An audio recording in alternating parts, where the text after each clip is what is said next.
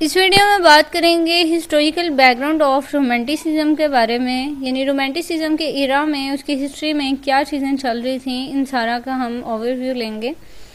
तो first of all इसमें कहा जा रहा है कि ये जो रोमांटिसिज्म था ये सेकंड क्रिएटिव पीरियड था इंग्लिश लिटरेचर का।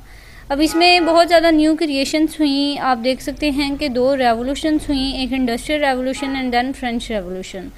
अब इरा जो है इसमें बहुत ज़्यादा लिटरेचर जो है वो लिखा गया, जिसमें सोशली इकोनॉमिक इन सारी चीज़ों के बारे में लिखा गया, और इसमें बहुत रेवोल्यूशन थी एक किस्म की।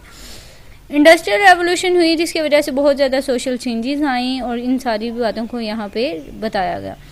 अब शिफ्ट इसमें कहा जा रहा है कि यहाँ पे शिफ्ट हुई थी रूरल फॉर्म लेबरर से अर्बन इंडस्ट्रियल लेबरर से, यानी लोग जो हैं रूरल से कन्वर्ट हो गए थे अर्बन सोसाइटी में, और वहाँ पे जाके इन्होंने इंडस्ट्रीज में काम करना शुरू कर दिया था।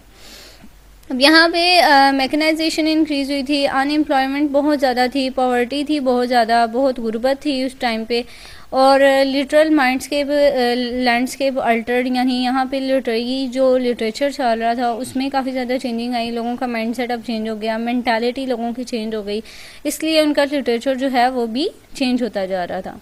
पॉलिटिकल इंस्टेबिलिटी थी काफ़ी ज़्यादा। उसके बाद जो रोमांटिक राइटर्स थे उन्होंने यानी इन दो रिएक्शन से जो इल्स थे उनको उन लोगों ने अपनी राइटिंग में लिखा, यानी उन्होंने इनकी बहुत ज़्यादा पोइम्स जो थी वो मशीनरी के बारे में वो पोइम्स लिखना शुरू कर दी थी, क्योंकि इंडस्ट्रियल रेवोल्यूशन चल रही थी इस वजह से।